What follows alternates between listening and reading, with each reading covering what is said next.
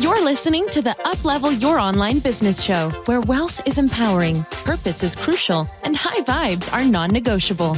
And now, here's your host, certified business coach and practical woo strategist, Sarah J. Loureiro.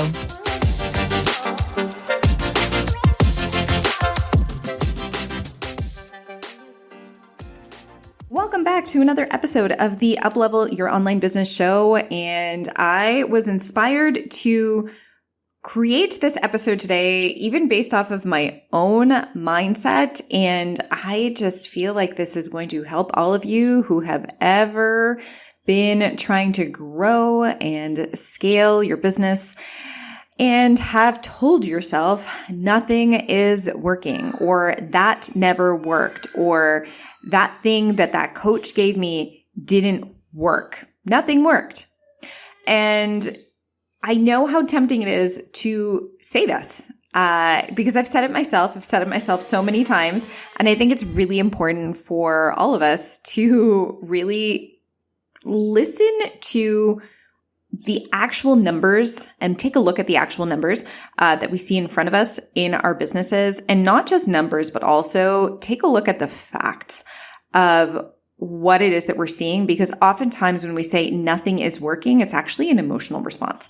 And I want to talk a little bit more about this in specific, simply because I've seen this so many times, and it's not even just with me and my clients. I've seen this with my team members. And if I'm not careful, so this is really good and really helpful if you have team. If you're not careful, you could actually listen to your team members and interpret what they're saying as complete reality, when by saying something isn't working, or by saying the majority of the things that they're doing aren't working, isn't actually giving you the full picture. And so what we're going to talk about in this episode is how to get the full picture for yourself, and how to avoid speaking in absolutes like that, so you can really start to progress and actually hit your next income level. Now, if you've ever been stumped by one specific income level before, or let's say, for example, you've been in a program, or you've done Facebook ads, or you've done something in your business where you're like, oh, that just didn't work. And you haven't been able to hit past or get beyond a specific income level, chances are it's because that one thing that quote unquote didn't work was actually working in some sort of respect. But because our brains try to think and tell us in absolutes, and because we have all of these emotional responses to everything that we do, we deem that they don't work. And so here's what also ends up happening. Once you deem that something doesn't work because of an emotional response versus a factual response to whatever it is that you're doing, what we then automatically do is we try to get the next shiny object. So we're like, okay, that didn't work. Perfect. Now I'm going to go and I'm going to find this bright, shiny new thing that I can do. And we shut down all of these things that could have potentially worked in our business that we worked so hard for. And I have been victim of this too. Okay. You worked so hard for this thing that you're doing, and you're running it and you're running it. And then all of a sudden you're just like, you know what? It's not working in our brains, right? Like it's not working in quotation marks. And so we shut it off, and then we look for this next big thing. And what ends up happening is then we have to optimize this new thing. We have to turn on this new thing. We have to create all of the copy for this new thing. We have to create this strategy for this new thing. And if we didn't adequately look at the old thing that quote unquote wasn't working, then we're never going to know how much we could have just like slightly tweaked one aspect of what it is that we were doing in order to see a different result. And that is the art of running a business. And that is the art of scaling a business as well. And so here's the reality of business. The vast majority of people who take a look at your emails, who click on your emails, who book calls, the vast majority, you'll always have majority who don't take the action that you want them to take. It's even more so at a bigger scale, but then at the same time, even at a smaller scale. So even when you get onto sales calls, let's say, for example, for your business, or you get people onto your checkout page, you get people who are interested in your program, there's still going to be a majority of people who don't end up taking you up on your offers. And so if we think about things in terms of absolutes and we say, well, no one is buying, or, most people aren't responding to me, or most people aren't purchasing. Well, yeah, that's totally normal. right? That is literally welcome to business, right? This is what happens. Now, when we create an emotional response over this, and so what I mean by this emotional response is when we start to think about this, not logically, but in the whole, well, I'm just getting really frustrated about this. I've spent all of my time on this. I've spent so much money on this and it's not working. And I just don't want to put any more time or effort into it. And we're not actually looking at the logical aspects of our business. We could potentially really be missing out on something that could have immense potential in our businesses. But because of the fact we're so focused on this whole, like, most people aren't doing this or it's not working, we can't see that. We can't see that potential. And if you've ever listened to any of my episodes about money, you may have heard me speak about the emotional response that we even have to money and how that emotional response actually really debilitates us in our ability to build more wealth. And so a really perfect example of this is having emotional responses to the stock market. The stock market can go up, it can go down, but usually when it's going down, that is the worst time that you can sell. The worst time that you can sell, right? Yet that's what everyone wants to do when the market goes down. Why? Because they think, oh my goodness, everyone's losing their money and there's not going to be any more money to be had in the stock market and everything's going to hell. So we need to sell right now. And then boom, when you sell, someone else who's really smart and who's really in check with their emotions, they buy. And they buy at that time that stocks are really, really low. Versus someone who has emotional responses to money and emotional responses to the stock market is always going to buy when markets are good, which is technically the most expensive time to buy. You don't want to buy when markets are good. You want to buy when you have slight dips. And so they literally do the opposite of what someone with an emotional response would do. And so if you think about this the exact same way in business, okay, think about the people who give up the soonest, the quickest.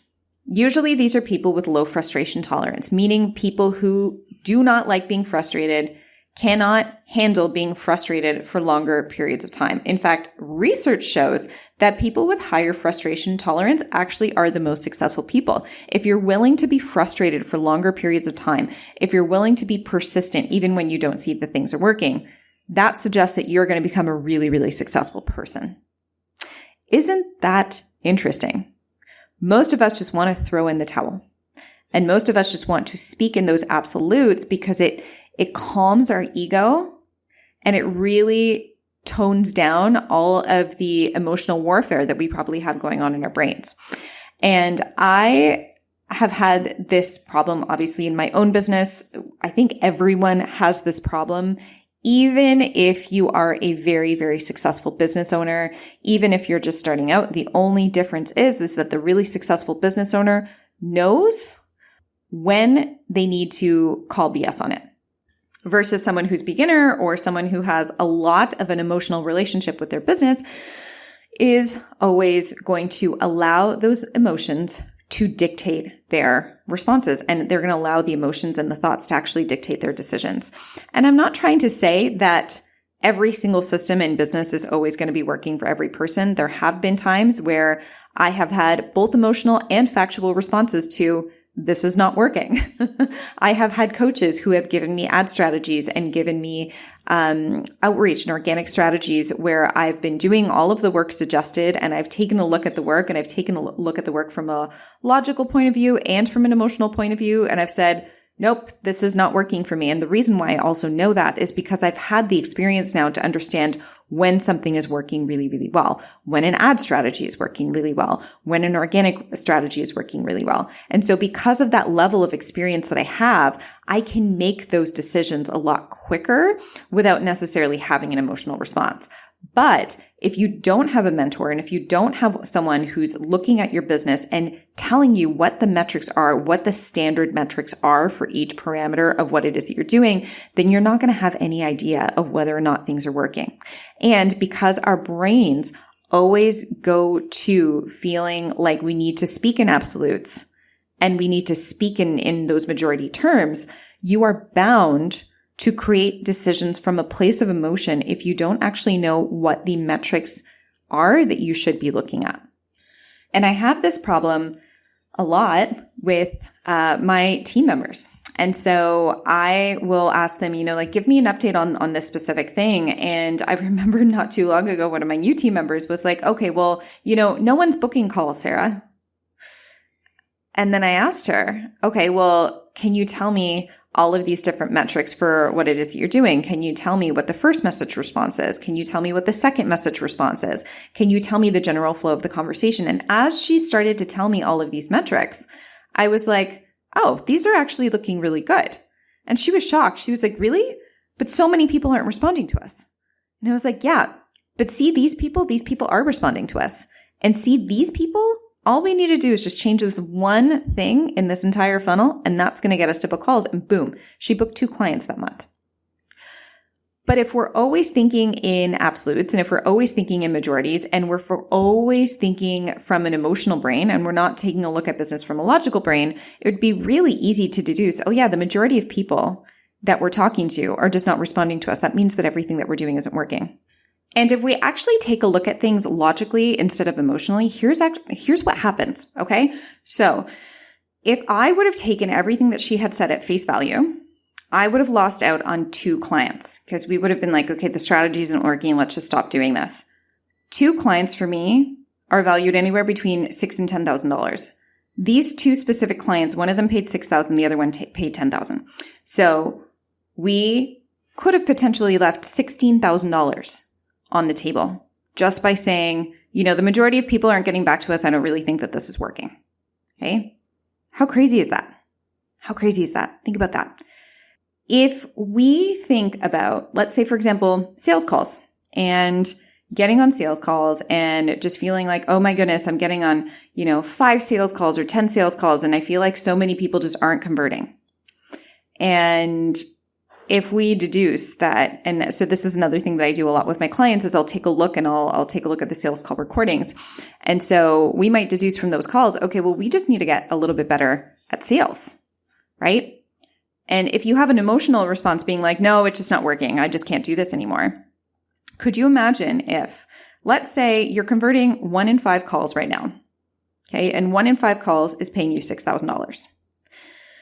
If we did a slight tweak, so instead of having that emotional response of, no, just sales calls just aren't working for me, I just can't do this. If you just did a slight tweak, even in your energy, even the way you perceive your sales calls, even if we added a little bit more feminine energy into your sales calls, we can increase your conversion from 1 in 5 people converting to 1 in 4 people converting. And maybe in a month, maybe that's only 1 extra client a month. Okay. But once again, if 1 extra client a month is $6,000, you just made an extra $6,000 doing the exact same thing, but by updating a process and really growing through listening to logic over emotion. Do you see how easy that is? Do you see how easy it could be? And unfortunately, so many people don't do it. They'll just say, oh, it's just not working for me. I just need to turn this off. Sales calls aren't for me. This type of strategy isn't for me. And when we lose the opportunity of really thinking about things in a logical way and really starting to streamline our emotions and take the emotion out of a lot of our decisions in business, if you just sign on 1 more client a month, or if you just sign on 2 more clients a month, like I said, with that 1 month that I'm talking about, that's $16,000, $16,000 extra dollars that I made because I didn't listen to those absolutes. I didn't listen to my team member who said, Sarah, the majority of people just aren't responding to us. I don't even think this is working. I think we should just do another strategy. And on the flip side of that, I did try another strategy another month. And I tried another strategy because people told me that it was going to be better. And I tried it and it wasn't better. My initial strategy was actually better than the second strategy that they gave me. And I know that because I could look at the logic behind it. I wasn't making an emotional decision. I was looking at all of the logic of everything that was going on. And then from doing that, and then from learning the 2 systems, I deduced, yep, system number 1 is much better for my own business. So are you letting your emotions run the game in your business? Are you allowing yourself to speak in absolutes or to say things like the majority of people aren't doing this and therefore that's why this isn't working? And how can you step out of this? How can you step out of this whole not really looking at the full picture and not looking at the logic. The very first thing that you want to do is balance your emotions. This doesn't mean you take your emotions out of it. No. On the contrary, we have to understand why your emotions are so imbalanced when it comes to your business. What is the shame that you're holding on to? What is the disappointment that you could be holding on to? Where does the frustration come from? Why does it feel shameful in your body for you to not hit a goal? Where does that come from in your childhood? What past trauma could you have from that? And so examining all of those things and cleaning them up and really adopting a mindset and an energy of self-love as you go through your business is crucial. And by cleaning all of that up and by acknowledging it, what we do is we basically don't let it take a toll on us anymore. And so I call it like flatline. So our emotions just become this thing that are there, and we allow them to speak up, and we allow them to breathe, and we allow them to show us, what's going on in our bodies, but we don't allow those emotions to make really important decisions. And we also don't allow those emotions to taint our brains negatively with negative outlooks on everything that we're doing. Because at the end of the day, entrepreneurs are people with rose-colored glasses. We are always going to be the people who see the glass half full. If you can't see the glass half full, you're probably not meant to be an entrepreneur. That's why amazing jobs with salaries are out there for you and out there for so many of our family and friends who we know just couldn't do business, and that's fine. They're not meant to. But if you know that you're meant to be an entrepreneur, if you know that you're meant to make a big impact, and if you know that you are meant to do something on your own, you need to work so much more on personal development than anyone else that you know. Work on that personal development. Work on really looking at your business from a logical standpoint. And honestly, hiring mentors and hiring coaches was the best thing that I could have done for all of this, because I had no idea what industry standards were. I had no idea what important metrics were that I need to follow. And now that I know all of those things, I can take all the emotion away. And so I can say, okay, this isn't working because this specific step in my funnel or this specific variable in my ads is not working. My creative isn't working. Okay, I just need to swap out the creative. And I don't make it mean something about me anymore. I don't make it mean something about me. I don't make it mean something about the ideal client. I don't make it mean something about the economy and what's happening in the world. I just make it about, okay, we just need to change that one variable. It's not about me. People aren't rejecting me. People are rejecting the business. Something's going on with the business, but it's not me, right? My business is not a direct reflection of me and my self-worth. My business is just the thing that I have that helps to generate me an income, and it helps me to create the impact that I want to create in the world. But if something goes wrong in the business, that's not me. That's not something that I need to be ashamed of. And that is one of the biggest pieces of work that I do with my clients who are scaling is we want to understand exactly how to navigate all of these emotions as you're growing your business so that you can make really good decisions. Because the more that you make really good decisions and you don't let your emotions impact them and you don't let your shame or any other types of disappointment that you have impact those decisions, the quicker it is that you're going to be able to scale. And that is what I have for you today. Manage and master your emotions. Stop focusing on the absolutes.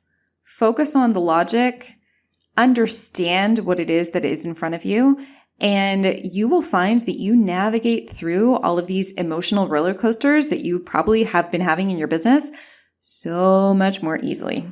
And I'm telling you, once you do this work, and it's a lot of work, it's a lot of deep inner work that you need to do as well. But once you do the work, things are just going to feel a lot happier, and you're going to be able to focus on the path and truly fall in love with the path versus only focusing on your goal. All right. So I hope that you enjoyed this episode. Thank you so much for listening, and I will catch you next time.